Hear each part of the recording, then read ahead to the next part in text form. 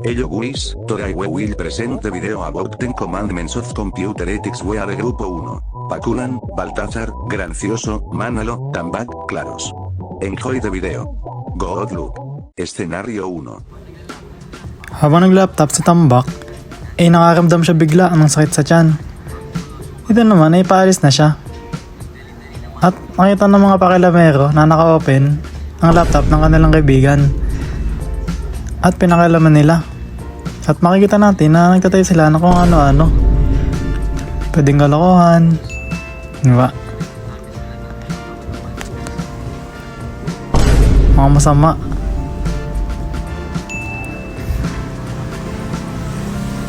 At di nila inisip kung anong inaano nila. Kasamaan. Basta kasamaan. Oh. Maya. Ayan na, nakita ng Tambak. Diba? Nakita ni Tambak na napansin niya na may nangialam na pala nung laptop. Naman siya, nag-zero lang siya. Balik niya, may pause ng kalokohan. Diba? Pangit yun.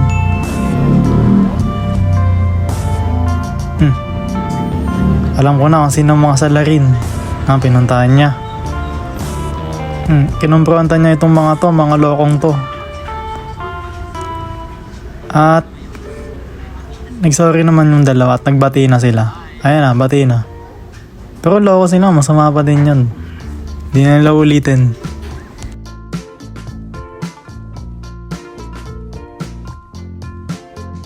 Escenario 2.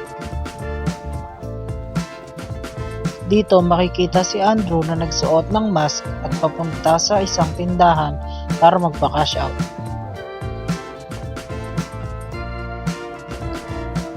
At dito makikitang dumating na si Andrew sa tindahan. Dito ay iniskan niya na din ang QR code ng tindahan. Matapos niyang ma-scan ang QR code, nagpakita si Andrew ng resibo para mamigay na ni Danielson ang pera. Subalit nang i-check ni Daniel ang account ay walang dumating at ito pala ay isang peking resibo.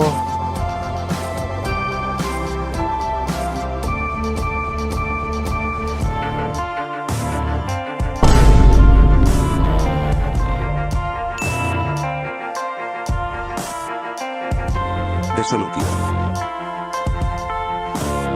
Dito naman makikita ang isang Andrew na walang suot na kahit ano sa muka at makikitang walang balak na mang-scam o magnakaw ng pera.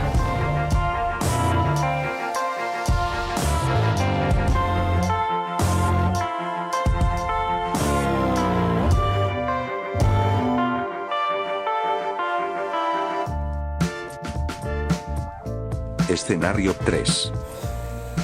Habang nagpipicture ang tatlong magkakaibigan, sila ay tatlong mga matalik na magkakaibigan. Kaya't nag-uusap-usap sila, nagbabanding at nagkakwentuhan. Ngunit itong si Paculan ay may masama palang binabalak. Kaya't pinalayo niya muna si Danielson. At nagtatawanan pa si Jeff at Paculan dahil nga masama ang kanyang intensyon at may maitim siya na balak kasing itim niya. Kaya't eto nga, sinasabi na ni Paculan kay Jeff kung ano ang kanyang plano. At itong nagawa na nga, si Jeff ay tumalon na parang unggoy dahil nakita niya ang mukha ni Danielson na mukhang unggoy. Kaya't tignan mo naman kung gaano kasaya si Jeff. Kaya't tinatawanan din ni Paculan at sinisiraan niya si Baltazar. Ngayon, walang kaalam-alam si Baltazar. Pero wala rin kaalam-alam si Jeff na tatrader rin niya si Paculan. Dahil pumunta siya kay Baltazar at sinabi ni Jeff kung ano yung ginawa ni Paculan. Kaya't agad-agad kinumpronta ni Baltazar si Paculan. Nilapitan niya ng dahan-dahan, tinignan sa mukha at biglang humarap si Paculan. Sabi niya, "Ba't ginawa mo yun? Napakasama mo. Huwag mong gawin yun, i-delete mo yun." At dinelete na nga ni Paculan. At nagsorry siya, hindi niya na daw gagawin. Nakipagkamay siya sa walang kamay, ay sa balikong kamay. Kaya't bati na sila. Smile! Nakita nyo, di ba? Happy!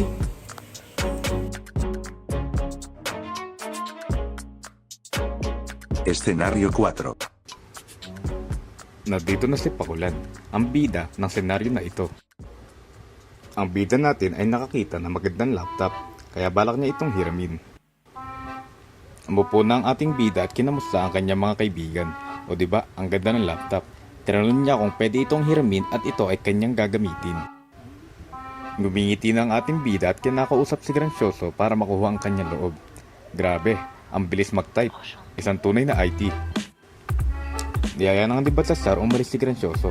Success ang plano ni Pakulan. Grabe, isa siyang smooth talker dahil hindi alam ni Gracioso na may masamang balak ito sa kanyang laptop. Ito ay kanya nang binuksan. Makikita naman sa mukha ng ating bida na siya ay may masamang balak. Hindi mapagkakatiwalaan. Makikita dito ang software na kanyang di binayaran. Isa siyang pirata. At pagkatapos niya mamirata, ay nanakawin naman niya ang code ni Gracioso. Habang nirnakaw ang code ni Gracioso, naisipan niya mag-mine ng Bitcoin, isang uri ng crypto. Grabe ang ngiti ng ating bida, halatang siya ay papaldo. Ako pala si Pakulan at oo, yung ginagawa ko ngayon ay masama. Dahil ayan, kinukuha ko kung ano man yung code ng ni Gracioso. At kung ano-ano pa yung mga pinagagagawa ko dito dahil gusto ko yun. Pero walang problema kasi ninakaw ko yung code niya at gagamitin ko yun. At yeah, paldo na ako sa crypto. Ha ha ha ha ha. At ngayon ay kung ano-ano ang ginawa niya sa laptop ni Gracioso.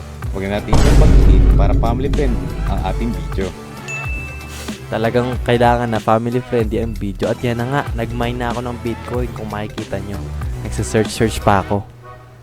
Ang lahat ng ito ay hindi alam ni Gracioso dahil ang paalam ng ating bida ay gagamitin ito para sa schoolwork.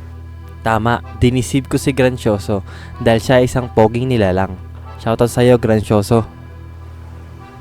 Pagkatapos nito ay nag-code siya ng I hate you virus para ma-hack ang mga cellphone. Napakagaling ko talaga. Iyahack ko yung cellphone mo, pre. At na-upload niya na sa internet ang kanyang virus. Grabe, success na naman ang plano ng ating bida. Oh yeah, magse-celebrate na ako. Ayan na, sasayaw na ako dito. Ay hindi, nag-sigma face muna pala ako. Ayan na, sumayaw na.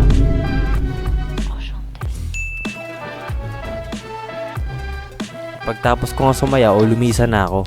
Dahil success ang aking ginawa. Ito na nga si Tambak. Ang taon sa kwento na to na walang kaalam-alam na magiging big naman siya.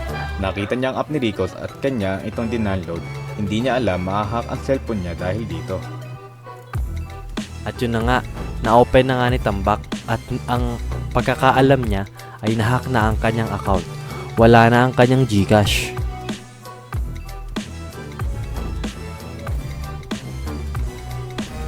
Talagang dismayado si Tambak dahil nahack ang kanyang account at nawala ang kanyang 100k sa kanyang Gcash. Thank you for watching all of our videos. This is our bloopers and we hope you enjoy again. Thank you, good luck. Hindi kami yun! Ano ba? Kami pre! Isa nyo! Yun yun! Si Preya! Ready, action. Sa camera pre? Oo, camera. Kayo ba nung post na yun sa Facebook? Si Preya yun, pre. Hindi ako yun. Ay, Pre, kayo ba yung nag-post sa Facebook? Di pre, ay si Marvin yun oh. Tangina mo Marvin. Pochayin mo sila. Tangina hindi kami yun. Kayo ba yung nag-post sa Facebook? Ano yung bakla? Sorry pre, binulungan ako ni ano eh, Jeff. Sorry pre. Basta makasig ako. Sorry pre. Hindi ba talaga kalalakarin niya? Hindi may cut yan, bubo ka. Ano? Try mo ready action.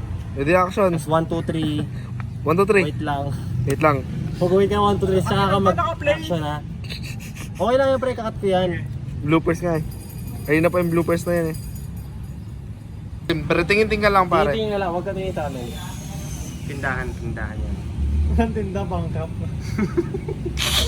Ulit! Utangin na mo. Double sober na. Oo. Di ka pala yan. Utang! Isin ba yan dyan? Wala naman. Wala naman. Action. Gag! Pag hindi tayo dyan, magturuan tayo kung sabihin okay lang. Hindi ba isusumin dito? Sige, gilang. Zoom in. Zoom. Kailan kami pera, pre? Wala. Pera ka naman eh. Oo. Ay, ito naman sa Facebook na eh. Tara, pag natin ito, bili ka na. Samahan ka namin, napaka-sure. Kunyari, ano? Bibili na dami. Ayaw ko na lang pala. Yan lang. Ang bango ng ulam. Ready! Teka, nagkakaroon sa bintana. Action. Jeff, bugyan mo sa bintana. Okay.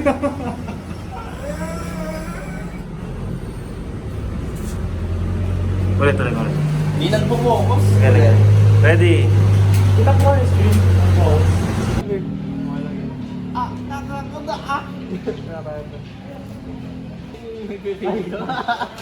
Wala problema yan. Ano yan? Background elements. O sige na, huwag ka na magsalita dyan. Hindi, kasama yan sa bloopers. No, pre. O ba't hindi nakaharap sa camera pag nag-usap tayo? Kunyari walang camera, di ba? Ano ba?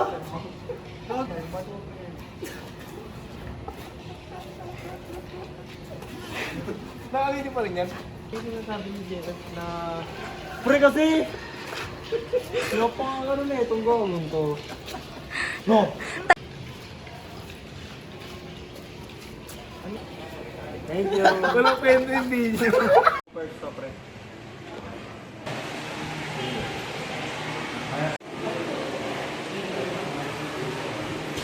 That is the end. Thank you, Gogye.